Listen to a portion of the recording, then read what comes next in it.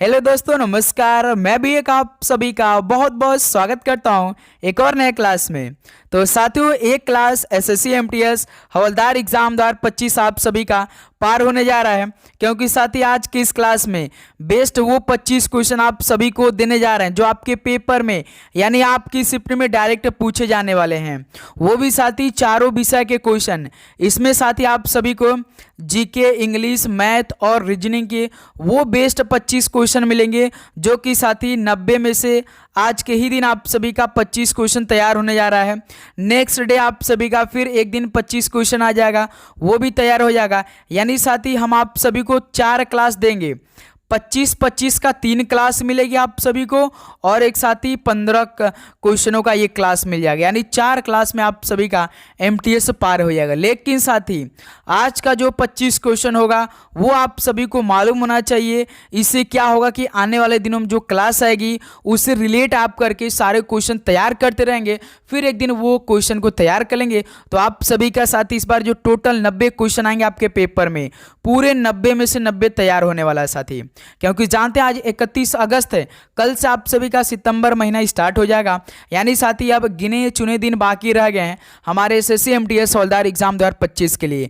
तो अब पूरी तरीके से हम अपने आप को एकदम मजबूत बनाएंगे, हर एक प्रकार यानी हर एक टाइप का क्वेश्चन को तैयार करके। तो बस साथी आज की इस बेस्ट 25 क्वेश्चन को आप तुरंत तैयार कर लीजिए।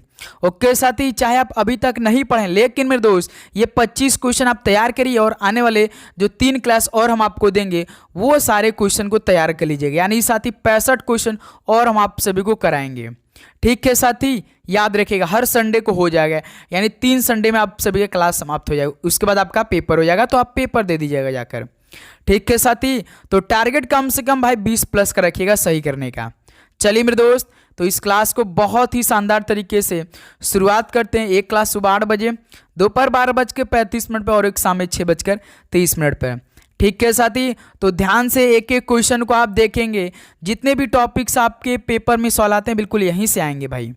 देखिए पहला प्रश्न, भारत की जनगणना 2011 के अनुसार भारत की कुल जनसंख्या में सिख समुदाय का प्रतिशत कितना था?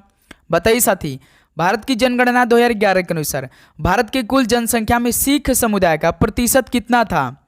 तो सर जी केवल 1.7% था। यानी मेरे दोस्त पहले का बी ऑप्शन बिल्कुल राइट आंसर हो जाएंगे। ओके, चलिए दोस्त अगला सवाल कॉल करिए। क्वेश्चन नंबर 2 को, कौन सा अनुच्छेद संघ की कार्यकारी शक्ति के बारे में बताता है? बताइए साथी, कौन सा अनुच्छेद संघ की कार्यकारी शक्ति के बारे में बताता है? तो सर जी अनुच्छेद 53 बताता है। यानी बी ऑप्शन इस सवाल का बिल्कुल राइट आंसर हो जाएंगे। ओके दोस्त, चलिए अगला सवाल कॉल करिए। क्वेश्चन नंबर 3 को, किस नदी को दक्षिण गंगा के नाम से भी जाना जाता है? बताइए साथी, किस नदी को दक्षिण गंगा के नाम से भी जाना जाता है? तो सर जी गोदावरी नदी को, जो कि दक्षिण गंगा के नाम से भी जाना जाता है। डी ऑप्शन बिल्कुल परफेक्ट आंसर हो जाएंगे। ओके दोस्त, चलिए अगला सवाल कॉल करिए। क्वेश्चन नंबर 4 को, जो त्रिपुरा में पृथ्वी की सफाई के साथ साथ 14 देवताओं की पूजा करने का एक अनुष्ठान है, वो कौन सा पूजा है? बताइए साथी, जो त्रिपुरा में पृथ्वी की सफाई के साथ साथ 14 देवताओं की पूजा करने का एक अनुष्ठान है, वो कौन सा पूजा है? तो सर जी खर्ची पूजा है। याद रखिएगा ऑप्शन परफेक्ट आंसर हो जाएंगे। खर्ची पूजा में 14 देवताओं का पूजा किया जाता है, ये बात याद रखिएगा। ओके दोस्त, चलिए अगला सवाल कॉल करिए। क्वेश्चन नंबर 5 को, भारत के किस राज्य से महासु नृत्य रूप संबंधित है? बताइए, भारत के किस राज्य से महासु नृत्य रूप संबंधित है? तो मेरे दोस्त याद रखिएगा हिमाचल प्रदेश से। ऑप्शन सी बिल्कुल राइट आंसर हो जाएंगे। चलिए दोस्त अगला सवाल कॉल करिए। क्वेश्चन नंबर 6 को, उड़ीसा में कौन भरतनाट्यम नृत्य शैली से जुड़े थे? बताइए साथी, उड़ीसा में कौन भरतनाट्यम नृत्य शैली से जुड़े थे? तो साथी याद रखिएगा इनमें से तो केवल रुक्मणी देवी अरुंडेल हैं जो कि भरतनाट्यम नृत्य शैली से जुड़े थे उड़ीसा में। तो सी ऑप्शन बिल्कुल परफेक्ट आंसर हो जाएंगे। चलिए दोस्त अगला सवाल कॉल करिए। क्वेश्चन नंबर 7 को, भारत में किस प्रकार के जंगलों में ऊंट पाए जाते हैं? बताइए साथी, भारत में किस प्रकार के जंगलों में ऊंट पाए जाते हैं? तो साथी याद रखिएगा कांटेदार जंगल और झाड़ियाँ में। ऑप्शन ए बिल्कुल परफेक्ट आंसर हो जाएंगे। ओके, चलिए नेक्स्ट अगला सवाल कॉल करिए। क्वेश्चन नंबर 8 को, क्या दे रखा है सवाल? तो इंग्लिश का सवाल। भाई इंग्लिश के सारे क्वेश्चन आप ध्यान से देख लीजिए। देखिए, the following sentence has been split into 4 segment, identify the segment that contain a grammatical error. यानी साथी आपको एक सेंटेंस दे रखा है जिसमें 4 सेगमेंट में बांटा गया है, यानी 4 खंड में बांटा गया है। आपको वो खंड बताना है जिसमें ग्रामेटिकल एरर है। देखिए ध्यान से सेंटेंस को, जैसे सारा will singing at the concert on Saturday. बताइए साथी क्या बनेगा? बिल्कुल परफेक्ट आंसर। कहाँ पे आप सभी को ग्रामेटिकली एरर दिखाई दे रहा है? सारा will singing at the concert on Saturday. बताइए साथी।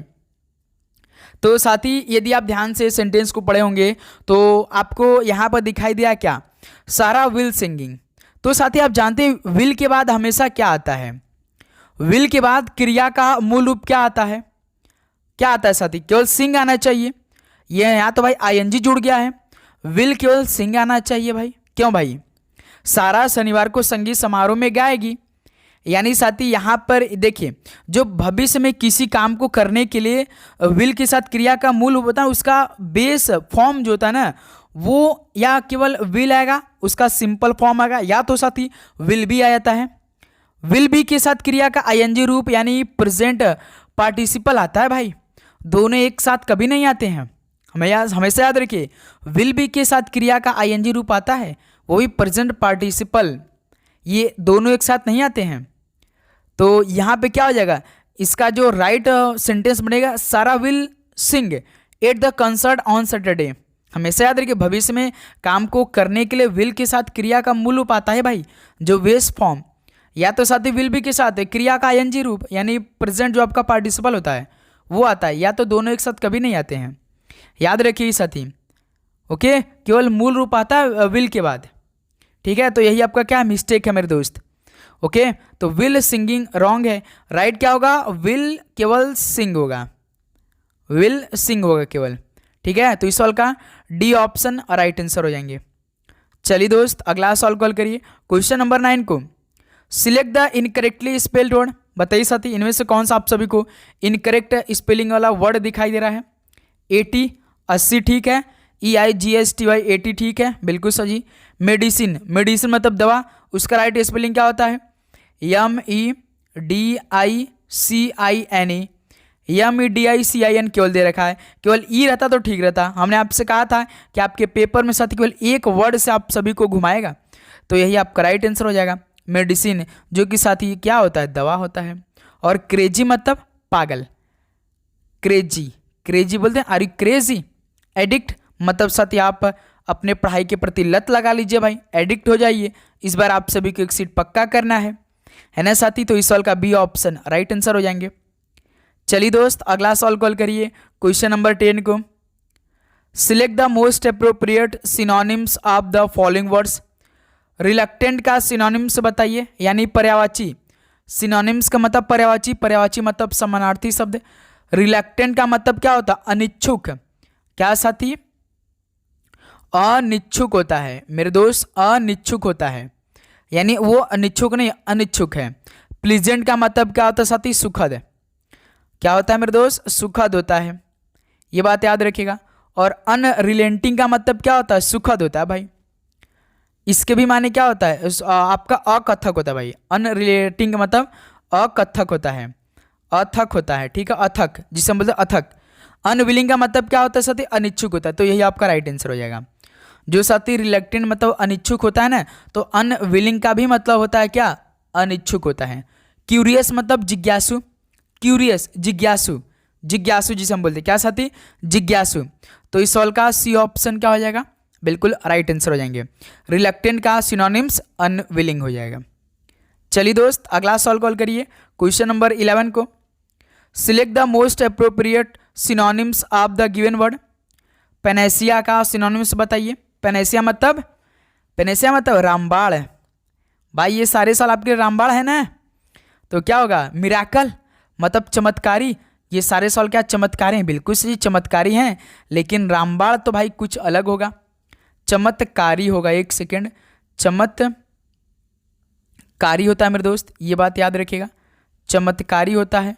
मिरेकल, प्रेशर मतलब साथी क्या होता है, दबाव होता है, ये तो होगा। रेमेडी मतलब क्या होता है, रेमेडी मतलब किसी चीज का उपाय, यानी उपाय करते हैं आप लोग। सर्वे मतलब साथी सर्वेक्षण हो जाएगा, यानी सर जी सर्वेक्षण। यानी साथी रामबाण का मतलब क्या होता है, हम करते किसी चीज का उपाय करते हैं, यानी हम उपाय ही तो कर रहे हैं एग्जाम के लिए। ये जो बेस्ट 25 क्वेश्चन आज की इस क्लास में हल करें, तो पेनेसिया का साथी जो सिनोनिम्स होगा वो रेमेडी होगा। सर्वे मतलब सर्वेक्षण होता है, किसी चीज का सर्वेक्षण करना है। तो इस सवाल का ऑप्शन सी बिल्कुल परफेक्ट आंसर हो जाएंगे, ये बात याद रखिएगा। चलिए मेरे दोस्त अगला सवाल कॉल करिए, क्वेश्चन नंबर 12 को। Select the most appropriate option to substitute the underline segment in the given sentence. The project fail besides due to lack of funding and supporting. बताइए साथी क्या बनेगा, select the most appropriate option to substitute the underline segment. Underline segment का बिल्कुल ठीक क्या होगा, जैसे क्या सेंटेंस दिया, the project fail besides due to lack of funding and support, क्या होगा। तो साथी सवाल क्या बोला, धन और the project fail besides due to lack of funding and support, यानी धन और समर्थन की कमी के कारण परियोजना असफल हो गई, है ना साथी। धन और समर्थन के कारण परियोजना असफल हो गई, उसके कमी के कारण। तो यहाँ पे कौन सा रॉन्ग आपका दिखा है, कौन सा सही होगा, फेल बिसाइड। तो साथी यहाँ पे आपका ना, जैसे आपने अभाव के कारण साथी असफल देखा। असफल जो वाक्यांश है एक मुहावरा होता है, क्या साथी, जो एक असफल है ना, जैसे कि यहाँ पे क्या हो रहा है, धन और समर्थन की कमी के कारण ही तो परियोजना असफल हो गई। The project fail besides due to lack of funding and support, यानी धन और समर्थन की कमी के कारण परियोजना था वो असफल हो गई। जो साथी असफल होता है एक मुहावरा है, जिसका अर्थ होता है कि कोई योजना, परियोजना या समझौता नहीं हुआ है या सफलतापूर्वक नहीं हुआ है। तो इसके लिए हम राइट क्या देंगे, fail through due to lack. Besides के जगह क्या होना चाहिए, थ्रू होना चाहिए भाई, क्योंकि इसी के कारण तो साथी fail through due to lack of funding and support, ये बात याद रखिएगा मेरे दोस्त। तो the project fail through due to lack of funding and support, ये बात याद रखिएगा। तो इस सवाल का बी ऑप्शन परफेक्ट आंसर हो जाएगा। ओके मेरे दोस्त, ये बात याद रखिएगा हमेशा। चलिए मेरे दोस्त अगला सवाल कॉल करिए, क्वेश्चन नंबर 13 कॉल करिए। Select the most appropriate synonyms of the given word. Hamper का सिनोनिम्स बताइए। हैम्पर मतलब बाधा डालना। आप बाधा तो किसी के बीच में नहीं आते ना भाई, यदि साथी आप बाधा बनेंगे तो आपके जीवन में आप खुद के बाधा बन जाएंगे। हिंडर का भी मतलब होता है साथी बाधा, बाधा डालना। उर्ग का मतलब क्या होता है, आग्रह करना, यानी साथ हम आप सभी से आग्रह कर रहे हैं केवल अपने फोकस करिए, अपना लाइफ सेट करिए, उसके बाद साथ ही आप उस लेवल बन जाए तब दूसरों का मदद करिएगा। पहले अपने लाइफ को सेट करना सीखिए मेरे दोस्त। एब्जॉर्ब का मतलब साथी किसी चीज़ को अवशोषित करना, एब्जॉर्ब मतलब अवशोषित करना। एक्सक्यूज मतलब साथी आरोप लगाना, एक्सक्यूज मतलब आरोप लगाना होता है ना साथी, आरोप लगाना होता है। तो इस सवाल का मेरे दोस्त ऑप्शन होगा, क्योंकि सिनोनिम्स मतलब होता है समानार्थी, यानी बिल्कुल सेम शब्द। हैम्पर मतलब बाधा डालना, तो हिंडर का भी मतलब बाधा डालना हो जाएगा। ऑप्शन ए बिल्कुल राइट आंसर हो जाएंगे। ओके दोस्त, चलिए अगला सवाल कॉल करिएगा, क्वेश्चन नंबर 14 को। Select the most appropriate option to fill in the blanks. The new intern was eager to learn the of the concern world, क्या बनेगा साथी सवाल का राइट आंसर बताइए। The new intern was eager to learn the of the concern world, यानी साथी जो नया प्रशिक्षुत है ना वो चिंती की दुनिया के बारे में जानने के लिए उत्सुक है। बताइए साथी, बताइए जो नया प्रशिक्षु है ना वो चिंती की दुनिया के बारे में जानने के लिए भाई उत्सुक है। यानी इसमें फिल इन द ब्लैंक्स क्या होगा, टाइड मतलब ज्वार होता है ना साथी, टॉयड मतलब जार होता है। रोप्स का मतलब क्या होता है, रस्सी होता है, तो यही तो हो जाएगा भाई रस्सी। Learn the ropes of the concern world, तो इस सवाल का बी ऑप्शन परफेक्ट आंसर हो जाएंगे। फाइल्स मतलब फाइलें होती हैं साथी, और आपका राइड्स मतलब सवारी होता है, तो भाई रस्सी के बारे में वो जाना जाता है, न्यू कंसर्न, है ना साथी। तो इस सवाल का बी ऑप्शन परफेक्ट आंसर हो जाएंगे। चलिए मेरे दोस्त क्वेश्चन नंबर 15 कॉल करिए। Select the most appropriate synonyms of the given word. Amicable का सिनोनिम्स बताइए। तो सर जी एमिकेबल का होता है आपका दोस्ताना, क्या साथी, दोस्ताना। ये बात याद रखिएगा, दोस्ताना, या आप बोल सकते हैं मैत्रीपूर्ण। तो जेनरस का मतलब क्या होता है, उदार होता है, ठीक है। और फ्रेंडली मतलब मित्रता, तो यही तो हो जाएगा भाई, क्योंकि सिनोनिम से मतलब होता है समानार्थी यानी पर्यायवाची। बी ऑप्शन राइट आंसर हो जाएंगे। हार्श मतलब क्या होता है, कठोर होता है। हार्श मतलब प्राउड मतलब गर्व होता है। तो इस सवाल का बी ऑप्शन मेरे दोस्त बिल्कुल राइट आंसर हो जाएंगे, ठीक है। चलिए दोस्त, अगला सवाल कॉल करिएगा, क्वेश्चन नंबर 16 को। देखिए, पी और क्यू की वर्तमान आयु का औसत 56 वर्ष है और उनकी आयु का अनुपात 5:3 है। तो 7 वर्ष बाद क्यू को आयु क्या होगा, बताइए साथी। ये मैथ का सवाल है भाई, हल करिए जरा। तो पी और क्यू की वर्तमान आयु का औसत 56 वर्ष है, यानी पी और क्यू यानी 2 हो गए, यानी पी और क्यू की जो वर्तमान आयु है इनका औसत कितना है, 112 के बराबर हो जाएगा। क्योंकि साथी जब आप जानते हैं कि 6 जो बोलते हैं ना कि 6 लोगों का औसत इतना है, तो क्या करते हैं 6 से मल्टीप्लाई आप कर देते हैं। जैसे 6 लोगों का औसत आयु कितना है 12, तो आप क्या करते हैं 6 × 12 कर देते, जो कि 72 के बारे में आगे आ जाता। तो साथी यहीं पे क्या है, पी और क्यू, यानी पी एक बंदा है, क्यू एक बंदा है, यानी 2 बंदे हो गए। इन दोनों का जो आयु का औसत वर्ष है वो 56 वर्ष है, यानी 56 दूना 112 हो जाएगा, क्योंकि हम 2 से मल्टीप्लाई करेंगे भाई, यानी 112 के बीच हो जाएगा। फिर साथी क्या हम इसको, और उनकी आयु का अनुपात 5:3 दे रखा है, यानी साथी यदि हम इनको क्या करते हैं, जो अनुपात इनको x के टर्म में हम दे देते हैं, यानी साथी 5x + 3x, ये दोनों के अनुपात कितने बराबर हो जाएंगे सर जी, 112 के बराबर हो जाएगा, है ना साथी। फिर वहाँ से 5 3 8 यानी 8x बराबर 112 हो जाएगा। तो x की वैल्यू यहाँ से कितना निकल के आएगा, 8 × 8 8 चौका यानी 14 8 12, यानी x की वैल्यू यहाँ से जब 14 निकल के आ गया साथी, तो देखिए यहाँ पे 5x है तो 14 × 5 यानी 70 हो जाएगा। यानी साथी p का जो औसत आयु वर्तमान इस टाइम है वो 70 वर्ष है, और साथी q का देखिए 3x है, यानी 3 × 14 करिएगा तो 42 साल हो जाएगा। तो जो q का वर्तमान आयु है वो 42 वर्ष है। तो जो साथी कौन बड़ा है, यानी p बड़ा है साथी, p बड़ा है, लेकिन सवाल हमसे 7 वर्ष बाद q की आयु का क्या होगा। तो इस टाइम तो साथी जो q का आयु है वो 42 साल है, जैसे ही 7 साल जाएगा तो कितने साल का होगा, 49 साल का हो जाएगा। तो यही ऑप्शन भी आपका राइट आंसर हो जाएगा। बताइए साथी, किसी प्रकार का दिक्कत इस सवाल को हल करने में, बताइए मेरे दोस्त, किसी भी प्रकार का दिक्कत हो तो बताइए भाई, है ना साथी। आप जानते हैं कि इस टाइम p बड़ा था, लेकिन साथी हमसे क्यों पूछा है, तो इस टाइम क्यों की जो वर्तमान आयु वो 42 साल है, क्योंकि साथी हमने कैसे निकाला है 56 × 2 112, और इन दोनों का अनुपात भी दे रखा है 5 और 3, तो 5x + 3x के टर्म में दे दिया, जो कि इसके बराबर 112 हो जाएगा।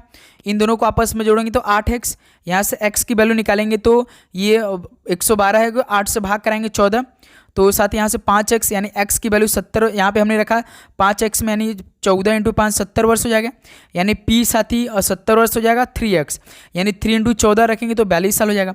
तो हमसे 7 वर्ष बाद क्यों का आयु क्या होगा, तो क्यों का 7 वर्ष बाद क्या होगा, आप 7 इसमें क्या करें जोड़ दीजिए, वर्तमान 42 साल है तो 7 जोड़ दीजिए 49 साल हो जाएगा, जो कि बी ऑप्शन राइट आंसर हो जाएंगे।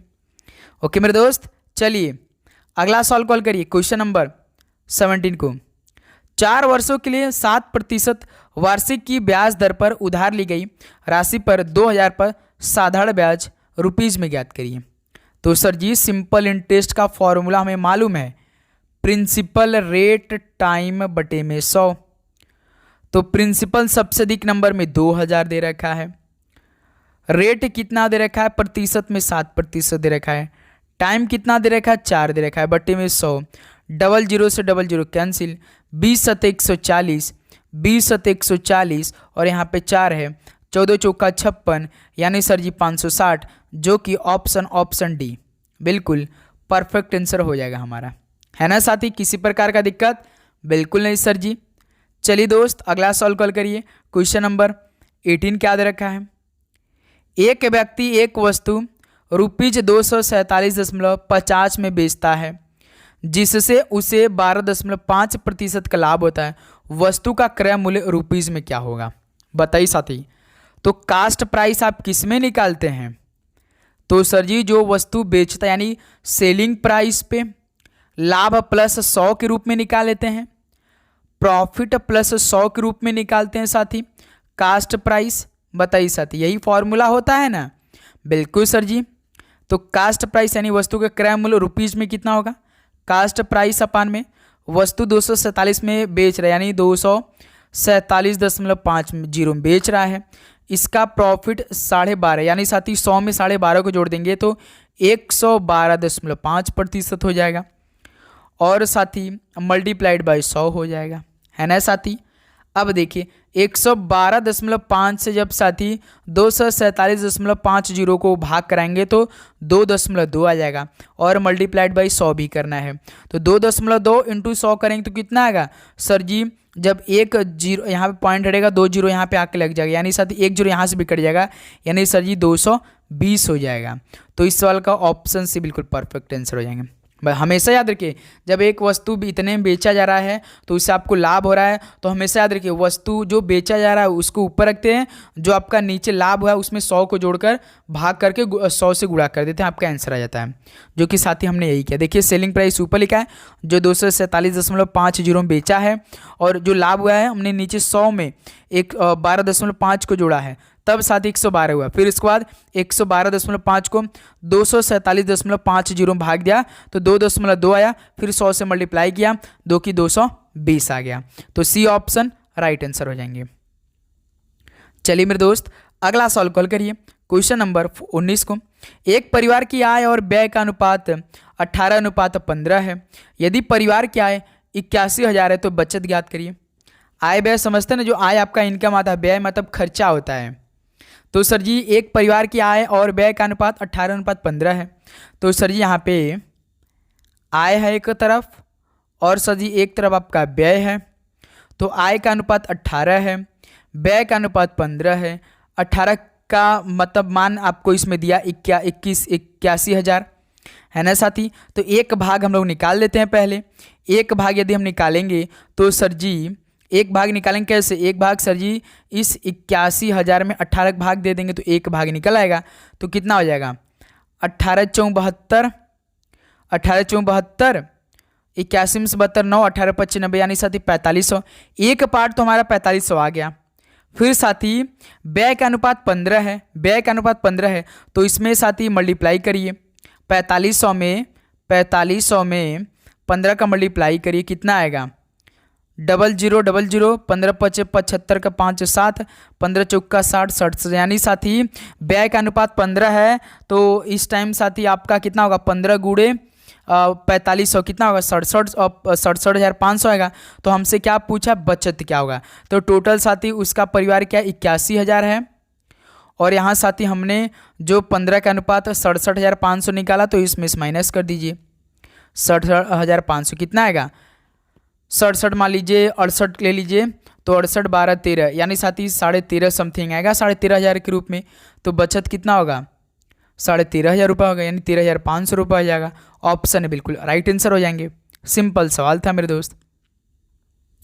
चलिए भाई अगला सॉल्व कॉल करिए इसी बात पे। तो क्वेश्चन नंबर 20 को देखिए 40 kg 49 kg 56 kg 70 kg और 35 kg वजन के 5 सदस्यों वाले परिवार का औसत वजन केजी में ज्ञात करिए। तो चलिए साथी इस सवाल का राइट आंसर दीजिए, फटाफट इस सवाल का राइट आंसर दीजिए। तो सर जी औसत पूछा है, एवरेज पूछा है तो सबसे पहले सभी संख्याओं को जोड़ लेते हैं।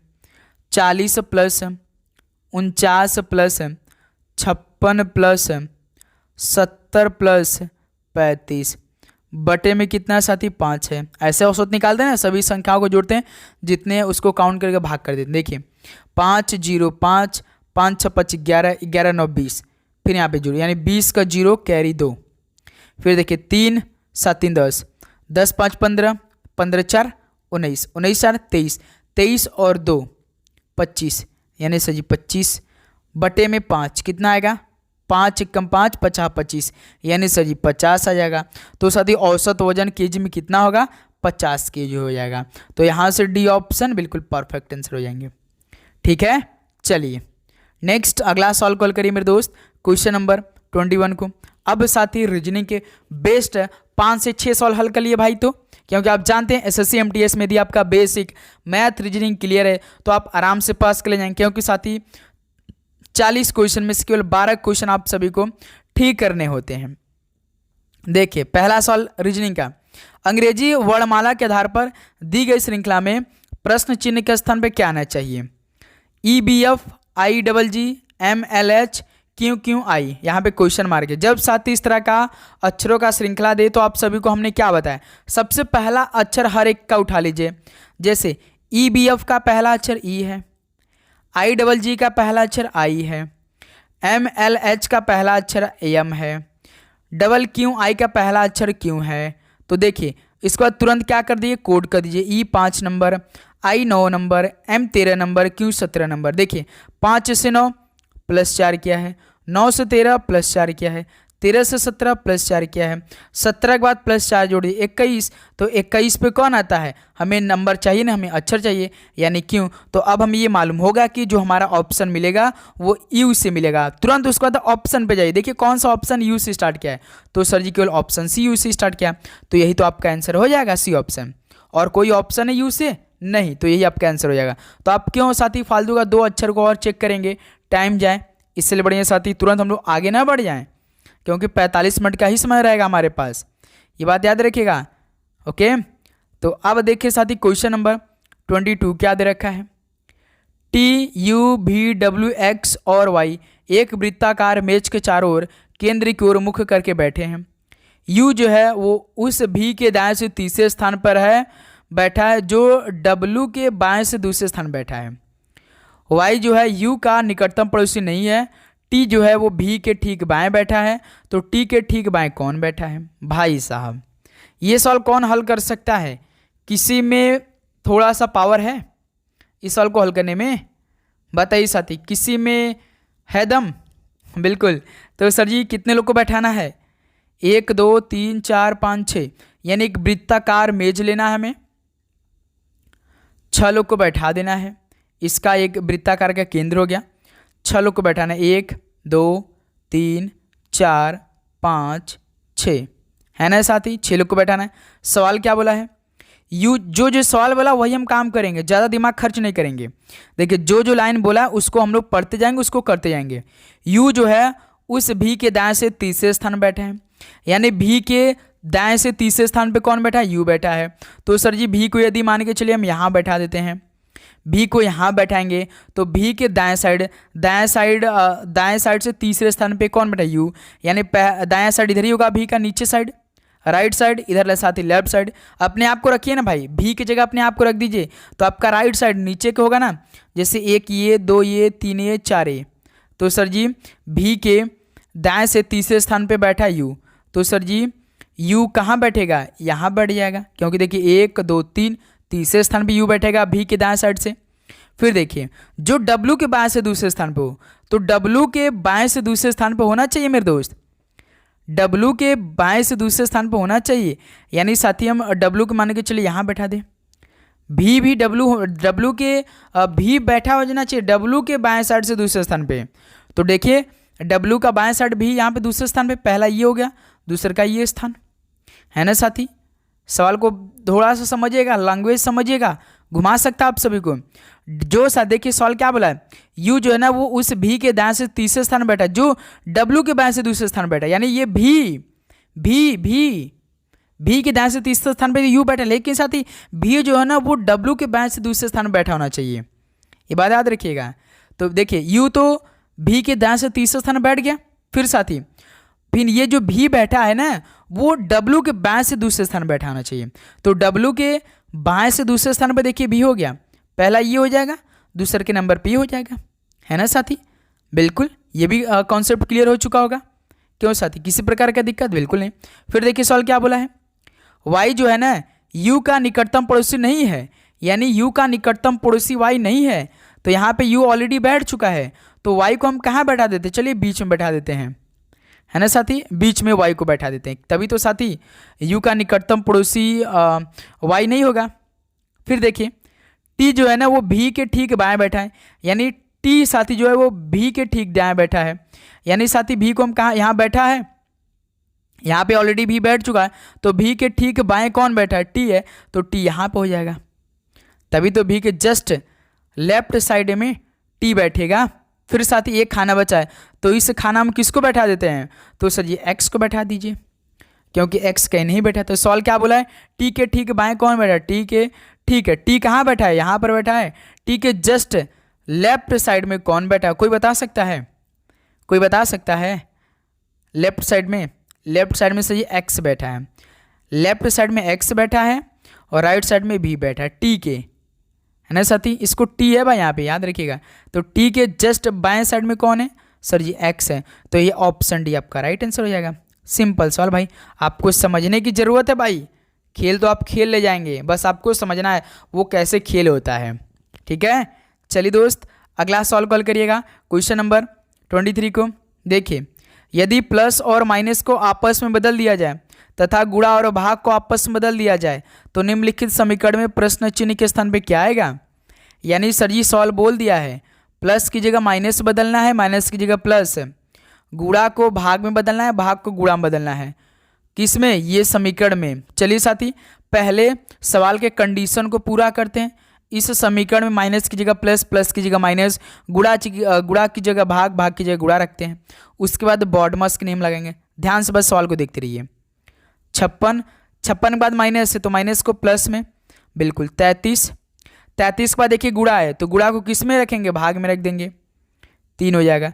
3 के बाद देखिए भाग है, भाग को गुणा में रखना है, 4 हो जाएगा। 4 के बाद देखिए प्लस है, प्लस को माइनस में 36, इसमें बॉडमस का नियम लगा दीजिए। 56 प्लस 3 का भाग 33 में देंगे तो 11 बार में, इंटू 4 माइनस 36, फिर मल्टीप्लाइड बाई 11 इंटू 4 44 माइनस 36, 56 और 44 तो सर यहाँ से तो 100 लग रहा है हमें, क्यों साथी, है ना। 56 और 44 कितना होगा, 100 होगा। 100 में से 36 को कम करेंगे तो सर जी 64 आ जाएगा, जो कि यही हमारा आंसर हो जाएगा 64, जो कि डी ऑप्शन बिल्कुल परफेक्ट आंसर हो जाएंगे। तो बताइए साथी, किसी प्रकार का दिक्कत, बिल्कुल नहीं सर जी। चलिए दोस्त, अगला सॉल्व कॉल करिए। क्वेश्चन नंबर 24 क्या दे रखा है, दी गई श्रृंखला में प्रश्न चिन्ह के स्थान पर क्या आना चाहिए। 39, 47, 55, 63, 71 यहाँ पे क्वेश्चन मार्क के दे रखा है। चलिए भाई, ये सॉल्व तो काफ़ी इजी हो गया। जैसे 39 के बाद 47, 47 के बाद 55, 55 के बाद 63, 63 के बाद 71। देखिए 39 में जब 8 को जोड़ते हैं तो 47 बन जाता है, 47 में जब 8 को जोड़ते हैं तो 55 बन जाता है, 55 में जब साथी 8 को जोड़ते हैं तो 63 बन जाता है, 63 में जब आप 8 को जोड़ते हैं तो 71 बन जाता है, और साथ ही इस 71 में जब 8 को जोड़ेंगे तो 7 9 बन जाएगा, यानी 79 बन जाएगा, जो कि ऑप्शन ए आपका बिल्कुल परफेक्ट आंसर हो जाएंगे। बताइए साथी, किसी प्रकार का दिक्कत, बिल्कुल नहीं सर जी। चलिए दोस्त, अगला सवाल कॉल करिए क्वेश्चन नंबर 25 को। ये सवाल क्या दे रखा है, एक निश्चित कूट भाषा में ईच को 61 38 के रूप में कूटबद्ध किया गया है और केम को 13 96 के रूप में कूटबद्ध किया गया है।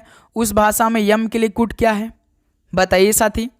जैसे ध्यान से देखिए, ईच का कोड कितना है, EACH, ईच में 4 अक्षर, 4 अलग अलग नंबर भी दे रखा है, 6 1 3 8।